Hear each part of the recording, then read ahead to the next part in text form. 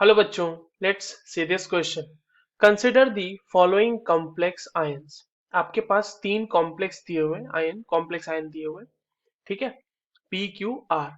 और यह है कि the correct order of complex ions according to their spin only magnetic moment value in Bohr magneton is. और जो आपके पास चार अलग अलग प्रोबेबल ऑर्डर्स हो सकते हैं वो चार अलग अलग ऑप्शंस में दिए हुए हैं, ठीक है। तो चलिए इस क्वेश्चन को सॉल्व करते हैं बच्चों। और सबसे पहले तो ये देखते हैं कि इस क्वेश्चन को सॉल्व करने के लिए हमारे पास कौन से की कॉन्सेप्ट की जानकारी होनी चाहिए। तो देखो, ये जो सवाल है ना हमारे पास, ये मैग्नेटिक मोमेंट निकालने का सवाल है, ठीक है। मैग्नेटिक मोमेंट कैलकुलेट करने आना चाहिए, और वो हम लोग मतलब स्पिन ओनली मैग्नेटिक मोमेंट कैसे कैलकुलेट करते हैं।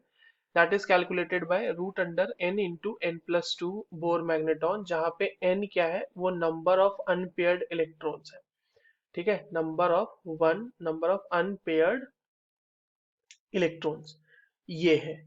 अब आपके पास जो तीन अलग अलग कॉम्प्लेक्सेस हैं बच्चों, उसके लिए हम लोग इसको सॉल्व करते हैं। देखिए, पी कॉम्प्लेक्स क्या है अपना।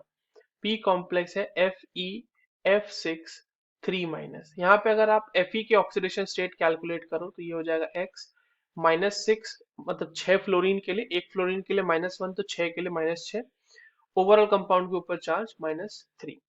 तो यहाँ पर से x की वैल्यू आ जाएगी बच्चों +3, यानी कि आयरन हमारा यहाँ पे +3 ऑक्सीडेशन स्टेट में है। और +3 ऑक्सीडेशन स्टेट हमने कैलकुलेट कर लिया। अच्छा हाँ, +3 ऑक्सीडेशन स्टेट कहने का मतलब इसकी कॉन्फ़िगरेशन क्या हो जाएगी, इसकी कॉन्फ़िगरेशन हो जाएगी आर्गन 3d5, ठीक है।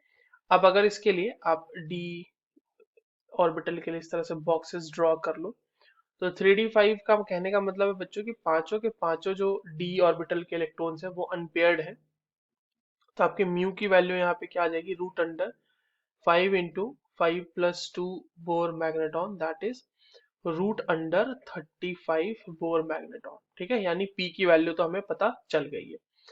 अगला कॉम्प्लेक्स हमारा क्या है, अगला कॉम्प्लेक्स है हमारा वेनेडियम का कॉम्प्लेक्स, हेक्सा एक्वा कॉम्प्लेक्स है। तो देखिए क्यू आपका है ना, ये क्या है, ये तो बहुत ही सिंपल सा है, वेनेडियम H2O होल 6 + 2। तो यहाँ पर वेनेडियम जो है वो +2 ऑक्सीडेशन स्टेट में होगा, क्यों? क्योंकि देखिए, एक्वा जो है यानी वाटर जो है वो न्यूट्रल लिगेंड है, तो इसकी वजह से तो कोई चार्ज होगा ही नहीं।